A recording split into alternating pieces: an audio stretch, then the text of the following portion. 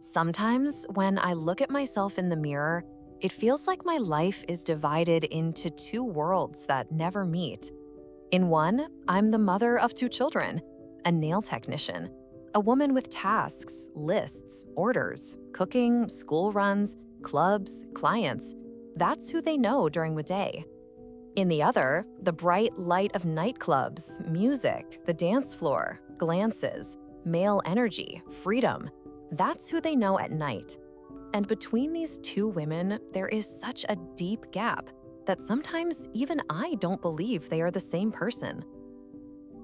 I'm 35. I have long blonde hair, which I always straighten because that's when it falls perfectly. I have sharp cheekbones, the kind that make my face look strict, as if I'm always thinking about something important. My eyes are big, light blue, noticeable from afar.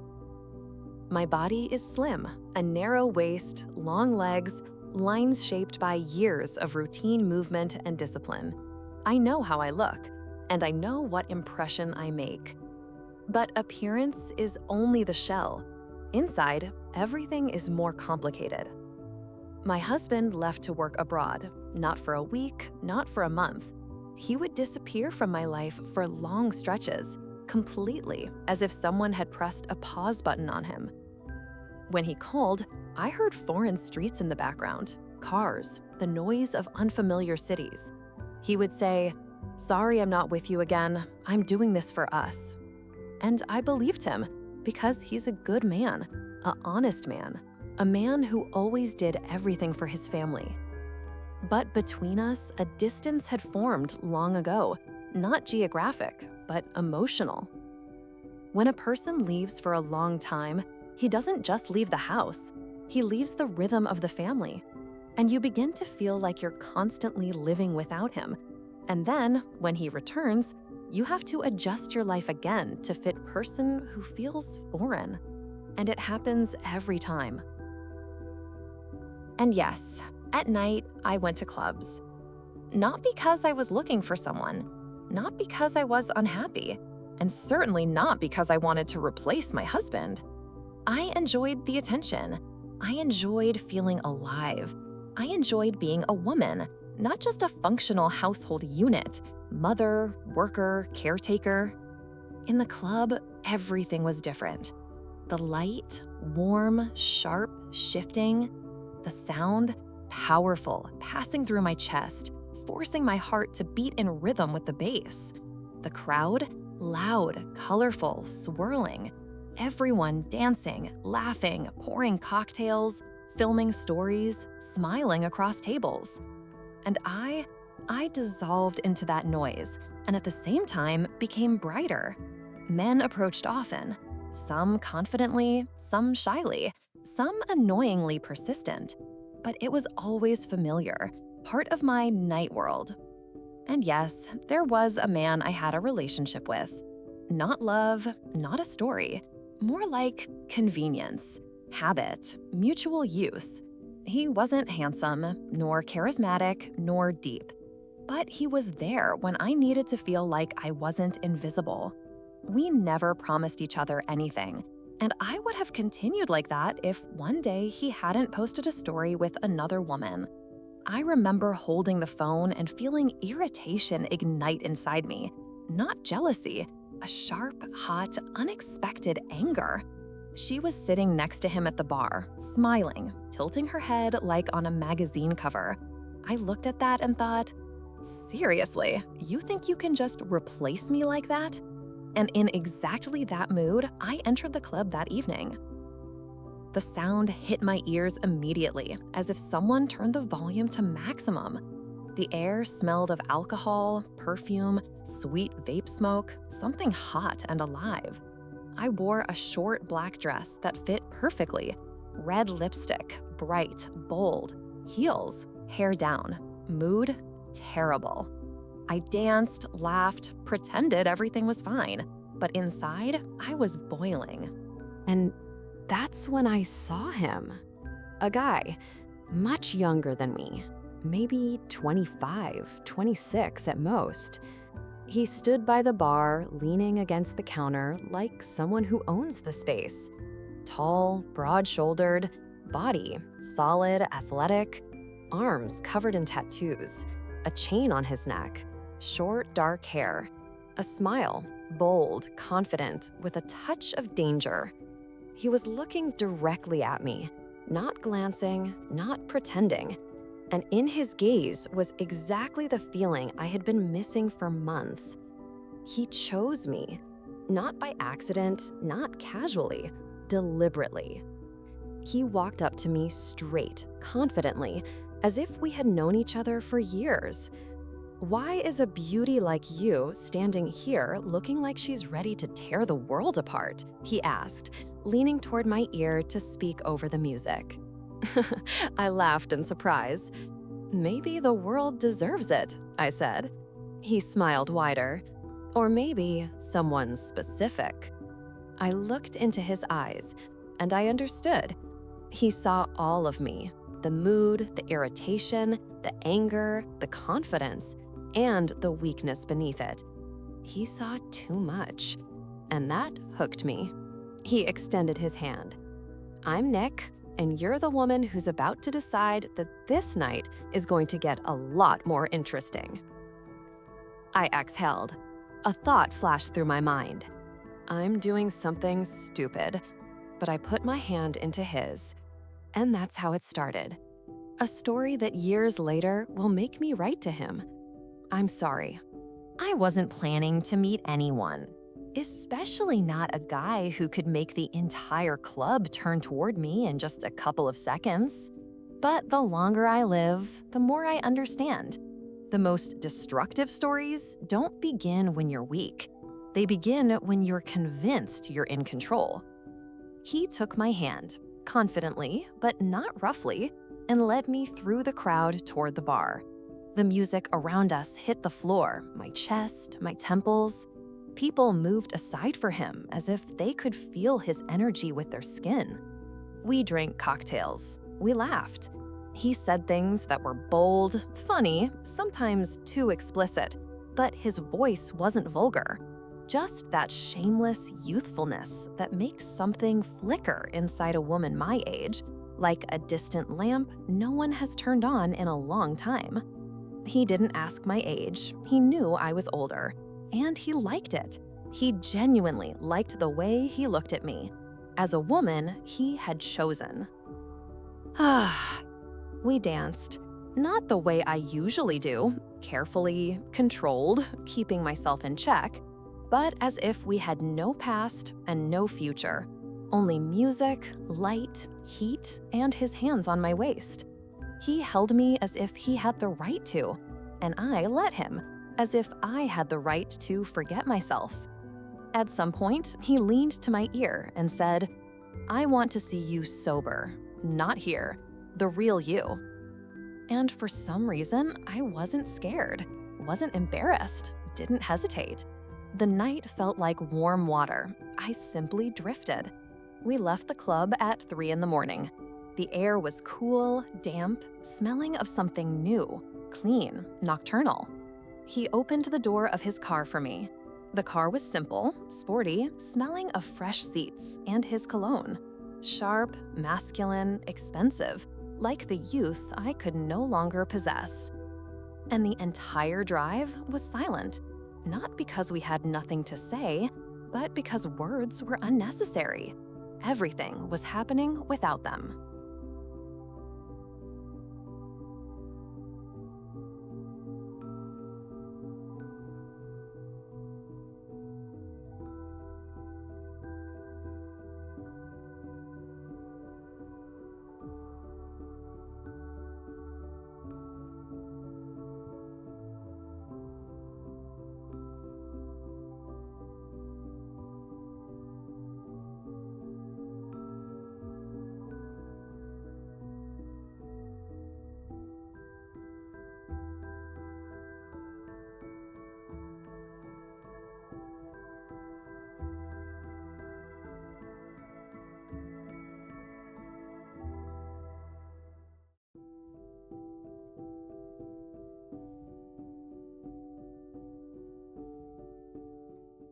His apartment was small, modern, A soft carpet on the floor that muted footsteps.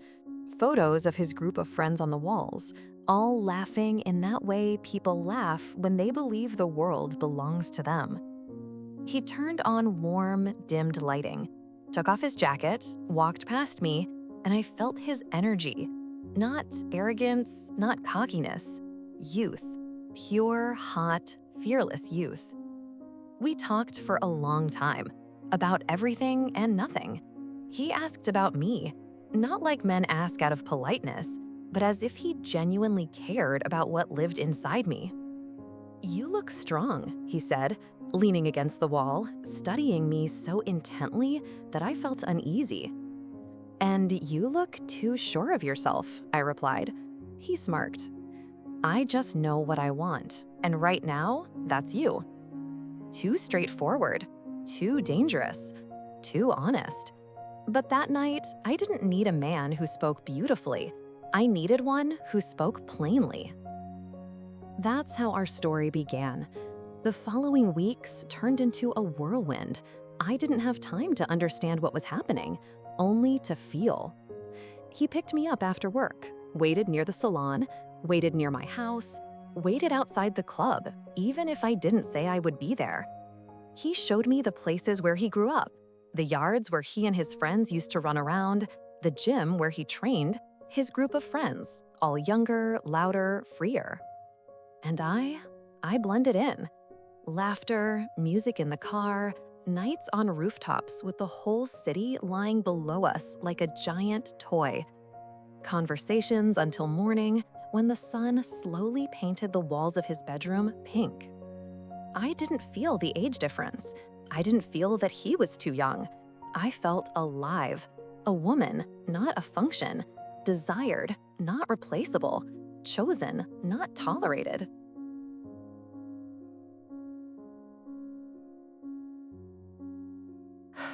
And yes, one day I brought my children to him. Not as a man, as a friend. So they wouldn't tell their father, so I could convince myself that this wasn't as serious as it already was. He treated them easily, naturally, without tension, like a guy who wasn't trying to pretend to be an adult. They liked him. And I did too. Then came that night, the night that changed everything. We came back from the club late. I was wearing a short silver dress that caught the light of every street lamp. He held my hand, tight, confident. The apartment was quiet, only music from his phone and the echo of our laughter. And suddenly, a sharp, loud, deliberate knock on the door, as if someone wanted to break it down. He stepped closer, froze, listened. "Nikita!" I heard a familiar voice behind the door. "Call her out. I know she's there." It was my lover, the same one who posted that story with another woman. A cold shiver ran down my back, not from fear, from absurdity, from the fact that the past had burst into the present like a person who forgets to knock. Nikita opened the door on the chain. "Who are you?" he asked calmly, so calmly the air grew heavier. "Call her out," the man repeated, his voice trembling from anger or humiliation, I couldn't tell. "She's not coming out. Get lost." And the door slammed shut. But he stayed outside all night. I heard his footsteps, heard him pacing the hallway. He heard him stop, heard his breathing through the door. And I lay next to Nikita in his small room under a thin blanket, thinking, what am I doing with my life? But I couldn't leave, and I didn't. In the morning, he was still there, drained, exhausted, broken. I walked out, only to get a taxi, not to look him in the eye. He tried to say something. I walked past him. And Nikita stood behind me, silent, stone-faced. And in that moment, our romance became serious. Not because of love, because he had protected me for the first time. What I didn't know then was this: protecting someone is one thing, holding them, is something else entirely. After that night, it felt like I no longer belonged to myself. Not to Nikita, not to my husband, not to my children, but to that new version of me who existed only beside him. We seemed to fall into some separate dimension, intense, dense, intoxicating, a place where everything before him looked dull and unreal. Every time I saw him, I felt that sweet electric tension that had disappeared from my life long ago, as if someone had switched me back on. Nikita became a habit faster than I could notice. He came for me after work, waited outside my building, sometimes even leaned against the wall near my salon door with that same cocky squint as if he were saying to the whole world, "She's with me." And yes, that thought felt good, too good. We spent evenings the way grown adults with 2 children and a pile of responsibilities don't. We behaved like teenagers with no schedules, no rules, no tomorrow. Want to go for a ride? Let's go. I want the rooftop. Then we're going.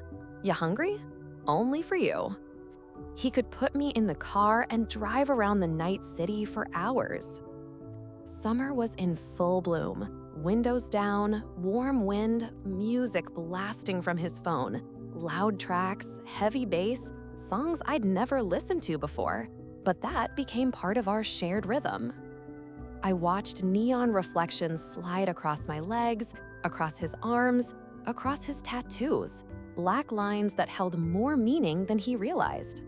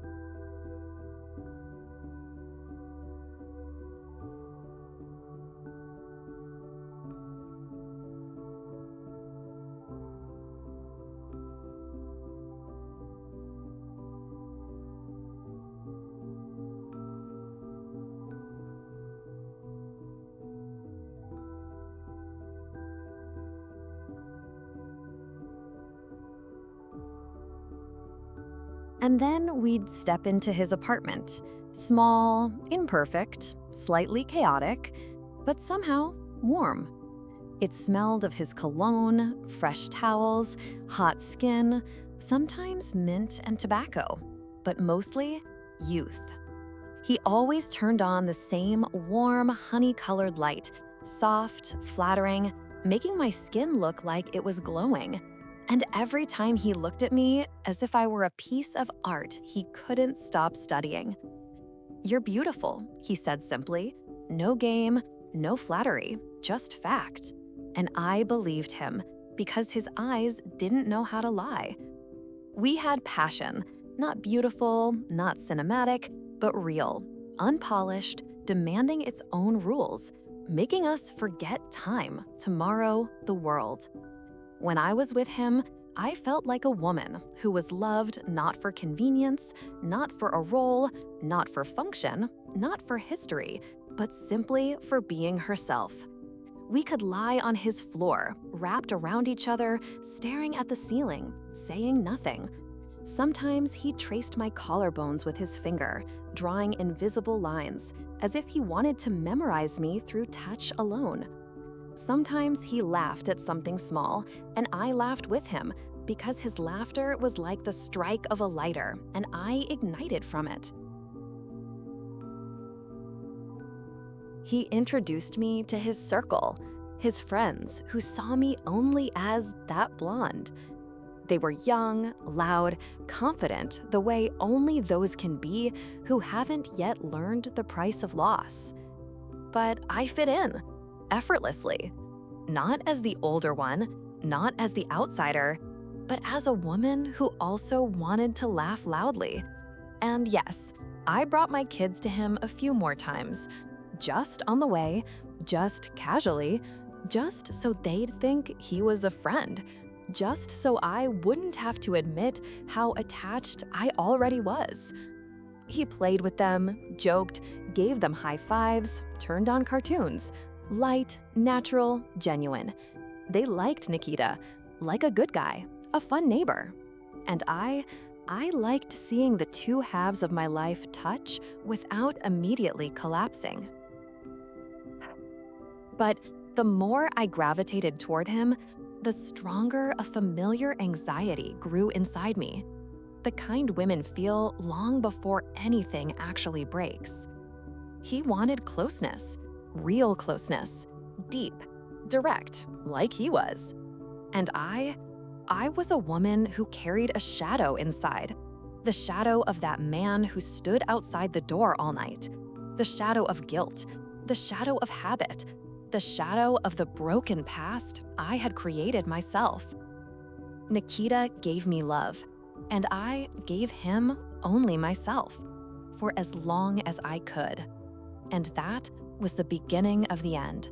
But he would learn that only in the next part. Nikita thought that after that night, the night he chased my lover away from his door, there would be only closeness between us. Steady, direct, growing. And for a while, that's exactly how it was. He became my home, a warm, noisy, living home that smelled of youth, freedom, and a place where no one asked why I wanted to stay 5 more minutes. But every home has doors, and one of them always leads into the past.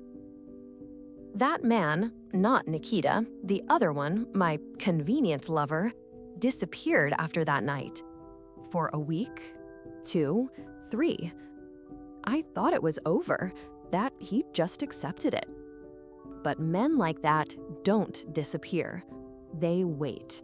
And one day he wrote, "We need to talk." I stared at that message for a long time. The feeling was strange. Not anxiety, not anticipation. More like someone pulled on an old thread I had tried to tear off for a long time. Nikita was at the sink then, washing cups, humming something.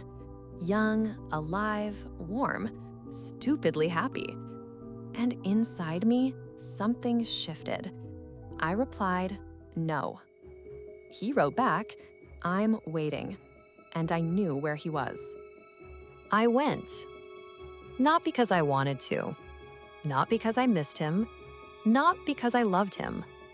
But because the past is not a person. It's a dependency, a habit, a hole you try to fill with anything. His apartment greeted me with silence, the smell of cheap coffee, and that heavy stare that once made things easier, but now only made them worse. He looked at me like at an object he'd lost through his own stupidity.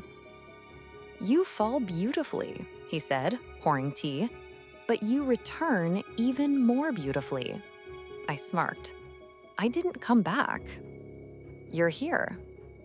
He knew how to press just right, so that I didn't even notice how my tone changed, how my posture shifted, how I became the version of myself I used to be long before Nikita. And in that moment, something cracked inside me again. After that meeting, I returned to Nikita changed. Not cold, not angry. More like someone had unplugged me. He didn't understand it right away. He sat next to me, held me, kissed my shoulders the way he always did, but I was already a step away. Next to him, but not with him. And he felt it. He saw it, silently, with every cell of his body. "What's wrong?" he asked one day, in a quiet voice I'd never heard from him. I looked out the window, not at him. Nothing. "You're not here." "I'm tired." He lowered his gaze, and for the first time, I saw something adult in his face. Heavy, understanding. He reached for me with his hands, and I instinctively moved away, not even realizing it. And the more he tried to hold on, the more I dissolved. But the real crack came the day he learned the truth. It was evening, rainy. I arrived soaked and irritated, not by the rain, but by myself. He was sitting on the couch, unusually quiet. "Did you go to him?" he asked without looking up. I froze. He lifted his head, and his gaze wasn't angry, not accusing. It was hurting. "Tell me," he added softly. "Just tell me." I laughed, not out of spite, not to mock him, but because something inside me snapped, and I didn't know how else to hold myself together. He looked at me like a man trying to understand someone who makes it impossible to be understood. And at that moment, I realized our ending wasn't in the fact that I went back to another man. It was in the fact that with Nakia, I no longer had myself. I knew how to be bright. I knew how to be passionate. I knew how to be a woman who laughs and burns. But I didn't know how to be honest with someone I never intended to love forever. I left. No slamming doors, no explanations, no promises to return. And I went back to a place where there was no love, only habit. No passion, only dependency. No happiness, only the familiarity of my own flaws. And yes, years later, I will write to Nikita, "I'm sorry." Not for leaving, not for choosing someone else, but for entering his life at the wrong time and as the wrong person. You know, people often think that men my age, 20-something, don't feel anything deeply, that we don't care, that we take what we want and move on. Sometimes that's true, but not with her. Not with the woman who walked into my life like fire and turned that life into ashes just as quickly. When I first saw her in the club, I thought it would be a simple story. An older woman, confident, beautiful, used to attention. Me, young, athletic, sharp, driven by instinct and adrenaline. I thought I could handle it. I was wrong. She wasn't like the women I was used to. She spoke like an adult, looked at me like someone who had seen too much, carried herself as if the world respected her simply for standing in it. I thought I was playing a game, but it turned out she was playing with my whole life. When she came to my place that first night, I felt something I wasn't supposed to feel. Attachment, responsibility, this strange desire to be better because she was there. I wasn't angry at that. I just didn't understand that grown women can be so contradictory. She let me into her life. She introduced me to her kids, maybe as a friend, but still. She let me feel like I was part of her day, her night, her city, and I believed it. Yes, maybe I was too young, too hot-headed, too naive, but I was honest. I wanted to be there. And when things started to change, when she pulled away, when my messages sat there read, when she came to me cold, sharp, distant, I understood nothing. Absolutely nothing. I searched for mistakes in myself, wondered what I did wrong, tried to talk, ask, explain, and she just shut down. Sometimes she smiled, but it was fake. Sometimes she looked past me. Sometimes she disappeared for a day, and I drowned.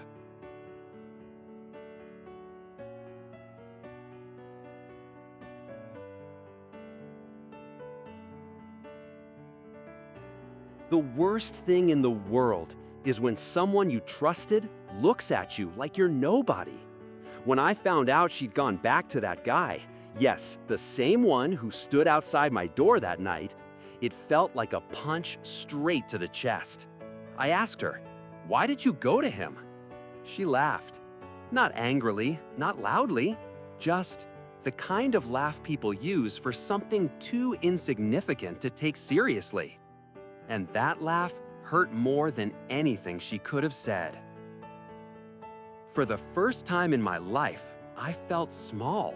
Not a man, a boy. A boy who confused a game for reality. It hurt, stupidly hurt. Not because she promised me anything, but because I believed I meant something to her. I couldn't eat, couldn't sleep, couldn't train properly. I walked around the city, down the same streets where we had been together, and kept thinking that somewhere here, I'd left the version of myself who still trusted her. And yes, I went through it hard, too hard for my age. But I think that story is what finally made me an adult. Years passed, I built a life, grew up, became different. And then one day she wrote, "I'm sorry for how I treated you."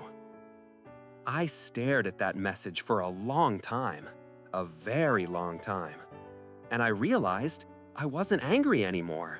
It didn't hurt, it didn't sting. I had let her go, truly. Because it wasn't love, and it wasn't fate, it was a lesson. Sometimes people enter your life to destroy the last childish part of you, so that you can become stronger, clearer, more honest with yourself. She was that person, my most adult disappointment, and maybe that's exactly why she became the most important one. I'm a simple man. I have money, I have freedom, I have a life I built, so I never have to explain anything to anyone. I always had women. Beautiful, different, convenient. Not because I'm a bad person, simply because I'm not about relationships. She was one of them. Yes, more striking, more mature, stronger, but still one of. We both knew that. It was honest. And yes, that evening I was with another woman. Posted a story, didn't even think about it. She saw it, got angry, went to the club, and that's where she met him. A guy, young, loud, charged, one of those who live by emotions, not by logic. And she disappeared off my radar as if I had never existed. I didn't text, didn't look for her, I didn't care. Left? Fine. Came back? Also fine. Didn't come back? Even better. But one day, I walked into the same club and saw her. Not alone, with him. That kid. She laughed, glowed, acted like I was nothing. And that's when I got curious. Not hurt, not jealous, not offended. Just curious why she thought she could cut a conversation in half. A couple of hours later, I already knew everything about him. Name, apartment, where he works, who he hangs out with. I'm a grown man. I have connections, people, casual conversations, doors that open quickly. And yes, I went to him. Not to break his face, not to prove anything about love, just to put a period on it. I knocked calmly, clearly, no shouting, no emotion. The door opened on the chain. He appeared, young, tense, like a dog guarding a bone. "Call her. I know she's inside," I said evenly. "Who are you?" he asked calmly. "Call her," I repeated. He snorted, said, "Get lost," and slammed the door. I could have kicked it in, could have yelled, but I'm not a 20-year-old kid. I'm a grown man who doesn't need scenes. I stayed in the hallway, not because I needed her, but because I don't like unfinished conversations. The hallway was cold, smelling of cheap wallpaper and night silence. I stood there, listening to their voices, their footsteps, their laughter, until morning.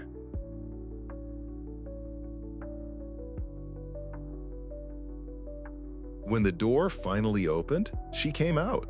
In a short dress after the club, hair messy, tired, beautiful, confident.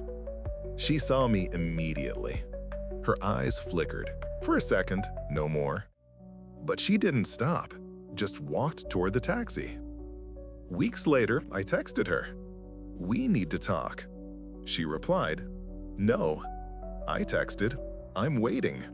She came to me herself, No call, no words. Sat on the couch as if nothing had happened between us. And everything continued.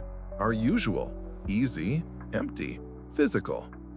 She bounced between me and that kid, like someone who doesn't know what they're looking for. Today with me, tomorrow with him. The day after, with me again. And then one day, she disappeared again, just as easily as she came. I heard from acquaintances that her husband had returned. She chose convenience, silence, family, routine. And you know what? That's normal. That's logical. I didn't hold a grudge, didn't text, didn't wait. I'm a man whose life moves on, fast, steady, calm. And yes, a couple of weeks later, there was already another woman next to me. She left exactly the way she came, easily. And that was the only honesty between us. I wasn't her love. I was her escape. And she was just an episode. Beautiful, but fleeting. The story of this woman, the young man, and the adult lover is not just a romantic triangle. It is 3 human lives, each driven by its own psychological logic. And when you look closely, you see that none of them could have acted differently. They were guided by inner mechanisms formed long before they met each other. 1. The woman. 35. A mother, a professional, a nighttime club star. A double life, double energy, double trauma. Her psyche is built on contrasts that no one can sustain forever. By day, she is a responsible adult who holds everything together. By night, she becomes a woman who wants to let go, melt into music, attention, and male energy. This is a classic case of role splitting, a fractured identity constructed through incompatible roles. She isn't one woman, she is 2. The first, calm, responsible, exhausted, carrying home, children, work, living in a world where everything is functional. The second, bright, sexual, free, the version who steps into a club and sheds the skin of domesticity, the one who wants to feel, not perform. This split isn't a whim, it is her psychological survival mechanism, her emotional emptiness. Her husband is far away for long stretches. Each time, she builds a life without him. And when he returns, she has to rebuild everything with him again. This leads to emotional distancing, then emptiness. Not because the husband is bad, but because the couple stopped functioning as a system. They live parallel, not together. Into this emptiness, outside attention easily flows. Why the young man entered her heart? He gave her 3 things she hadn't felt in ages. A living reaction to her feminine energy. A choice, direct, intentional, powerful. A feeling of youth, not his, hers, reflected back through his gaze. He didn't see a mother, a manicurist, or a woman carrying a household. He looked at her as if she were the center of the universe. And through his eyes, she remembered the woman she once was. That was what she had been starving for. Why she left when things became serious? Because she fears real intimacy. She fears anyone seeing her needy, vulnerable, dependent. She is skilled at managing men, but not at being emotionally honest with them. When the young man started getting close, she did what people with fear of attachment do. She withdrew, devalued, disappeared.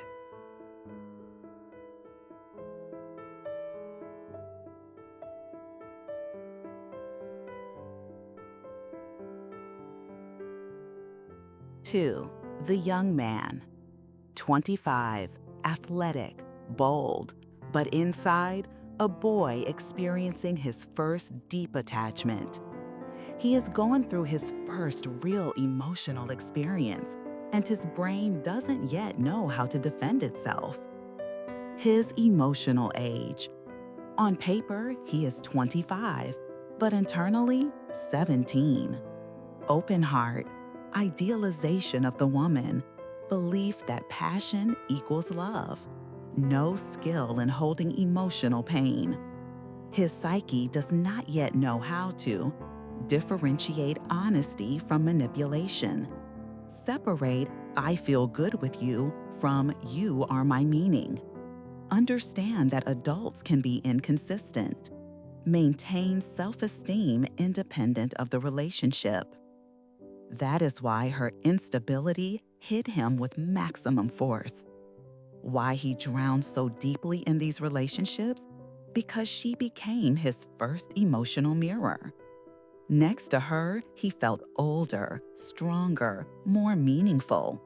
He experienced for the first time responsibility, jealousy, fear of losing someone, desire to be the only one. This wasn't a romance. It was an initiation. And when she started shifting moods, returning to the older lover, laughing at his anxiety, his inner world collapsed. He wasn't prepared for an adult psychological game. For him, it was love. For her, it was a phase. 3. The lover. A man her age, confident, cold, rational. He has a typical structure. Avoids relationships, avoids obligations, avoids emotional responsibility, seeks convenience. He is an emotional avoidant. Such men are ideal until a woman starts wanting even a minimum of emotional presence. He is used to women leaving and returning, used to everything happening on his terms. When she came back to him after the young man, he felt power, not love. And that power was strong enough to make her walk away from the boy again. This was not romance. It was control maintenance. Sometimes people think a story ends when the romance ends. But psychologically, the real ending is not the breakup. It's what each person carries out of the story. This situation isn't only about betrayal, infatuation, and broken feelings. It's about 3 people reaching the limits of their emotional capacity and failing to step inward into themselves. Now let's see what each of them could have done differently and what they need in order to grow beyond this experience. 1. The woman. I needed to stop running from my emotions and learn to actually feel them. Her core conflict was simple and devastating. She didn't know who she was in her own life. She played 2 roles: a mature woman, mother, professional, and a nighttime, free, fiery woman drawn to energy, attention, and sensation. But the issue wasn't the clubs or the men. The issue was that she didn't allow herself to feel alive in her real world. She suppressed the pain of emotional absence from her husband, chronic loneliness, exhaustion, lack of tenderness or intimacy in her daily life. Instead of articulating her needs, acknowledging her vulnerability, or exploring her own emotional landscape, she did what emotionally overloaded women often do. She looked for relief through feelings that give instant, temporary emotional anesthesia, attention, admiration, passion, adrenaline. But emotional escapism is like drinking salt water when you're thirsty. For a moment, it feels like relief, but the longer you drink, the worse you become. 1. What she needed to do. Acknowledge her emotional emptiness. Say it out loud to herself and to her husband. Stop performing the strong one 24/7. Communicate her real needs to her husband. She didn't ask for connection. She demanded it from other men instead. Stop confusing attention with value. Men and clubs gave her sparks, not warmth. Learn to tolerate her own emotions, not run into relationships to avoid inner pain. Set boundaries with the lover, with the young man, and with herself. Integrate her split identities instead of living as 2 different women. She wasn't a bad woman. She was a woman who lived too long in survival mode and desperately searched for a way back to herself. 2. The young man. I needed to learn how to love without losing myself. He jumped into the relationship with his entire heart. He invested more than a 25-year-old psyche can safely handle. He idealized her. He waited for her. He believed her. He made her the center of his emotional world. Then she changed the rules, and his inner world collapsed. But his pain wasn't only about her. She illuminated wounds that had existed long before: fear of abandonment, fear of being not enough, emotional dependency on female validation, a desire to prove his worth, lack of internal stability. He loved her, but couldn't hold himself emotionally. What he needed to do: build relationships through boundaries, not impulses. Understand that an older woman is not a self-improvement project. Develop emotional maturity. Not attach instantly. Not give everything at once. Not measure his value through someone else's reaction. Learn to walk away when he sees chaos. Stop searching for love in emotionally unsafe places. This story broke him, but it also initiated his adulthood. Through Cain, he saw his weak spots. That is why, years later, he was able to let go. 3. The lover. I needed to be honest with myself, at least. This man was emotionally unavailable, and he knew it. He didn't want a relationship. He didn't want responsibility. He wanted convenience. She fit perfectly.